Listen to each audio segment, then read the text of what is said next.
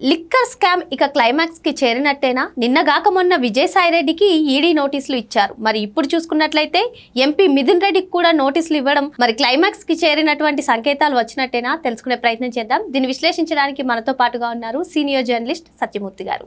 నమస్తే సార్. నమస్కారం. లిక్కర్ స్కామ్లో కీలక పరిణామాలు సార్. మరి మొన్నే విజయసాయిరెడ్డికి నోటీసులు ఇవ్వడం, నోటీసులు అందుకున్న తర్వాత ఆయన ఆసక్తికర ట్వీట్ వేయడం, మరి ఇప్పుడు చూసుకున్నట్లయితే ఎంపీ మిథున్ రెడ్డికి నోటీసులు ఇవ్వడం. సో ఇది క్లైమాక్స్కి చేరుకున్నట్లే అంటారా? ఏం చెప్తారు? సాధారణంగా ఎన్ఫోర్స్మెంట్ డైరెక్టరేటు ఇన్వాల్వ్ కావటం అంటేనే కదా క్లైమాక్స్కి వచ్చినట్టు. ఎన్ఫోర్స్మెంట్ డైరెక్టరేటు అంత ఈజీగా కేసుల్లో జోక్యం చేసుకోదు. ఏదైనా ఒక నేరం జరిగింది అంటే దాని మీద కేసు ఫైల్ చేయటం, దాన్ని దర్యాప్తు చేయటం, సిఐడి రాష్ట్ర ప్రభుత్వాల ఆధీనంలో ఉండే సిఐడి కానీ, కేంద్ర ప్రభుత్వ ఆధీనంలో ఉండే సిబిఐ కానీ ఇటువంటి సంస్థలు దర్యాప్తు చేస్తాయి. చేసిన తర్వాత వాళ్ళు అంటే సరైన ఆధారాలు, అది కూడా ఎన్ఫోర్స్మెంట్ డైరెక్టరేట్ ఇన్వాల్వ్ కావటము అంటే మనీ లాండరింగ్ అనేది ఆ ఆస్పెక్ట్ ఉంటేనే, ఫెమా చట్టాన్ని ఉల్లంఘించినట్టు ప్రాథమిక నేరాధారాలు ఉంటేనే ఎన్ఫోర్స్మెంట్ డైరెక్టరేట్ కేసుల్లో ఇన్వాల్వ్ అవుతుంది. మామూలుగా ఏదో ఒక నేరం జరిగినప్పుడు ఆ నేరాన్ని ఇన్వెస్టిగేట్ చెయ్యటం ఎన్ఫోర్స్మెంట్ డైరెక్టరేట్ బాధ్యత కాదు. ఆర్థిక నేరాలని దర్యాప్తు చేసి వాటిని ఒక కొలిక్కి తీసుకొచ్చి అవి చేసిన వాళ్ళని శిక్షలు పడే వరకు తీసుకెళ్ళటం ఎన్ఫోర్స్మెంట్ డైరెక్టరేట్ పని.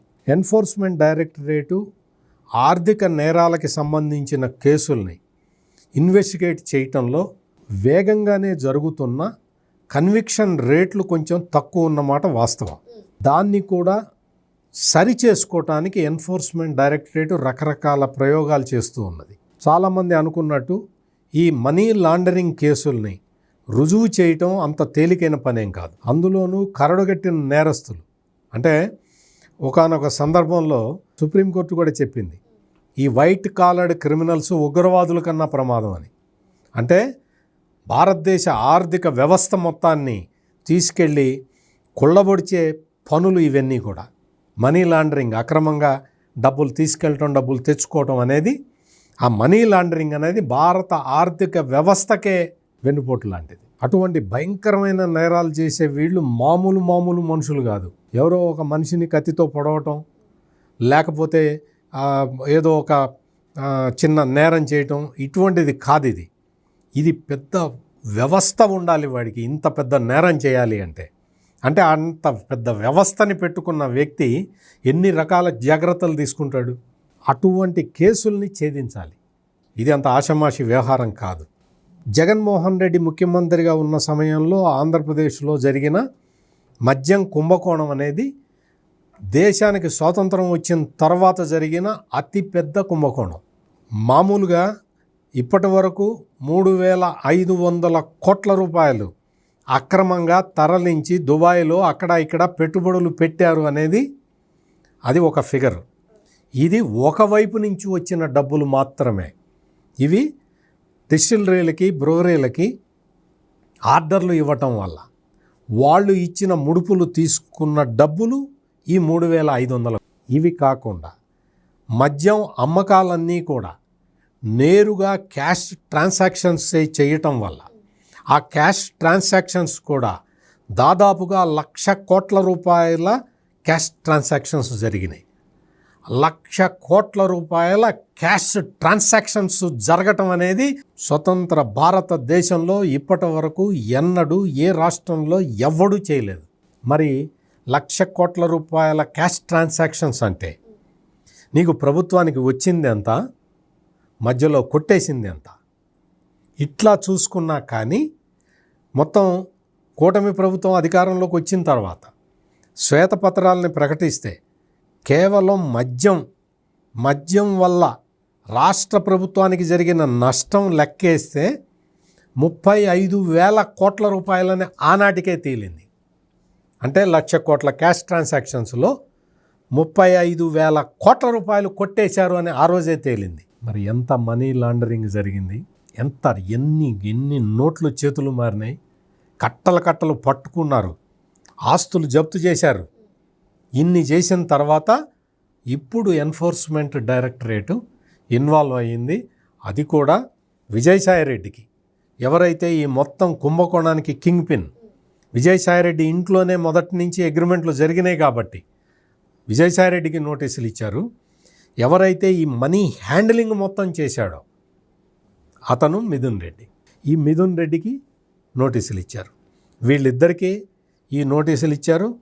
వీళ్ళిద్దరికీ నోటీసులు ఇచ్చిన తర్వాత వీళ్ళిద్దరికీ అంతకు ముందర సిట్టు కూడా నోటీసులు ఇచ్చింది. మిథున్ రెడ్డిని అరెస్ట్ చేసింది కానీ విజయసాయిరెడ్డిని అరెస్ట్ చేయలేదు సిట్టు.